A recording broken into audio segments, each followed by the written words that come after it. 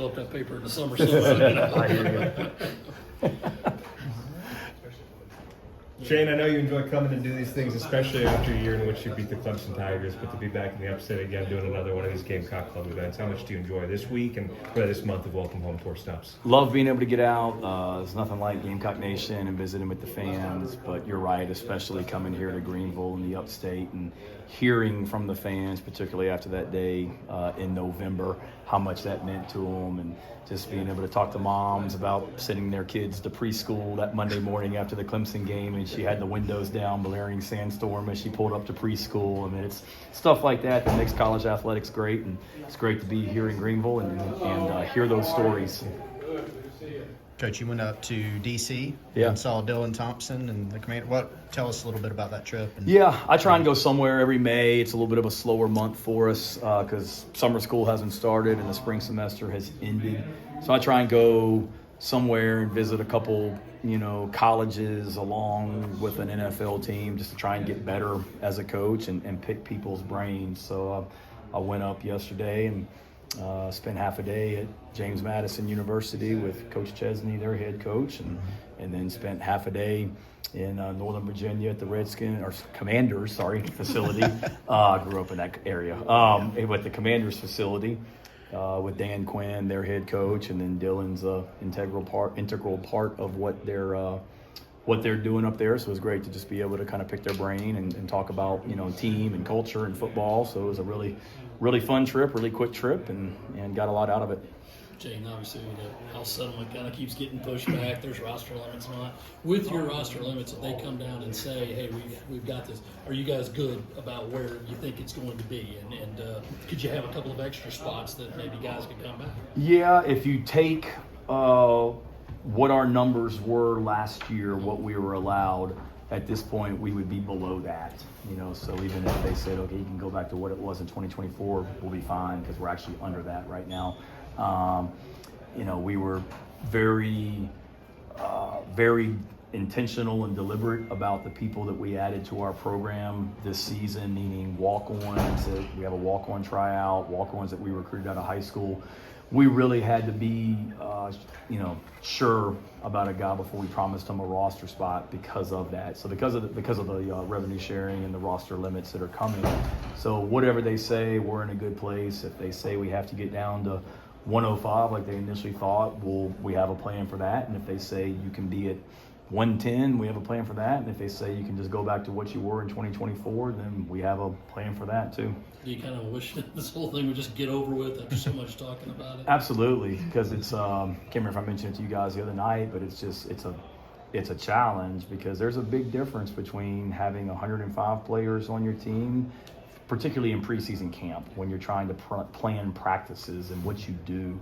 And there's a big difference between, do you have 105 guys on your team or do you have 120 when it comes to planning practice? And that's what I'm trying to do right now. Every practice for the month of August, I'm trying to plan and have, scripted out, and you don't really know. There's kind of all right, this is what we'll do if we got 105 guys, and this is what we'll do if we got 120. So yes, for a lot of reasons. And then for the most importantly, just for the student athletes that maybe would not have been a part of some teams' plans if they're at 105, but will be if there is no 105 cap. So a lot of those guys are in limbo, and we've got players on our team that are visiting other places, some walk-ons that we had that are trying to make decisions, and they're not really sure exactly what it's going to look like for them. So that's tough, and hopefully we can have some clarity here soon. Going off of that, conversations I'm just curious that you've had maybe with Dawn. I know that obviously for these SEC schools, football is obviously a huge part of this revenue sharing, but not every SEC school has a Dawn Staley. I know you guys are close friends. I'm just curious, not saying you bear the responsibility of the financial support of the women's basketball team, just kind of how those talks maybe within the program with other coaches, but Dawn specifically. Yeah, no, I think you're right. Our situation is different because of, Coach Staley. Not every football coach shares a campus with a women's basketball coach that has a statue, and she's still coaching. It's not like she's dead and has been retired for 30 years. So you realize the impact that she has on our university and our community, and we're extremely close. And ultimately those decisions are up to Jeremiah Donati and our administration, and I'm a team player, and Coach Staley's a team player. She's extremely supportive of what we're doing football-wise. I'm extremely supportive of what she's doing basketball-wise.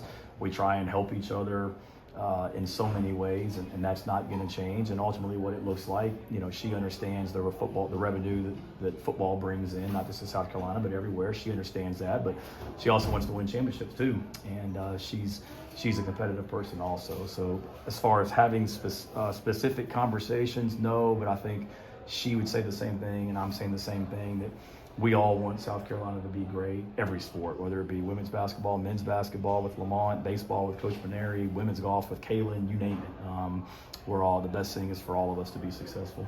I know you got asked about Lenor Surler in the week, but all this preseason buzz, potential top 5 pick. What is it about, I'm going to try and ask this a little differently, what is it about his skill set on the field but his makeup that those things don't really bother him whatsoever, or he doesn't put any stock or investment in that type of hype?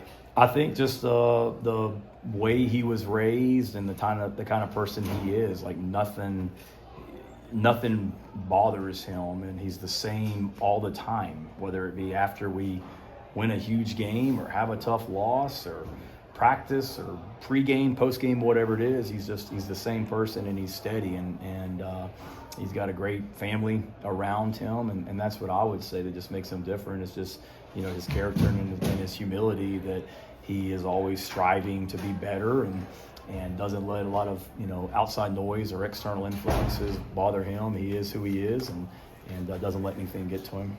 Two quick ones for you. Is there an update on Vicari Swain? Is he back full with the team yet? He will be once we get back for summer school, when that cranks up.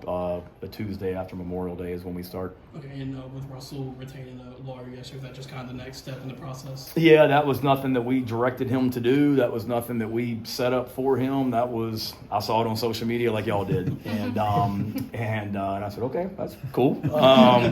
But that was really Sewell, and I think that's just kind of the next step. And again, like I said the other night, I understand the NCAA has a lot on their plate, but there's a lot of things in the balance here, and it's something that we've been trying to get an answer on since January, and I think Sewell felt like that was the next thing to do, to try and maybe just fast forward this thing along.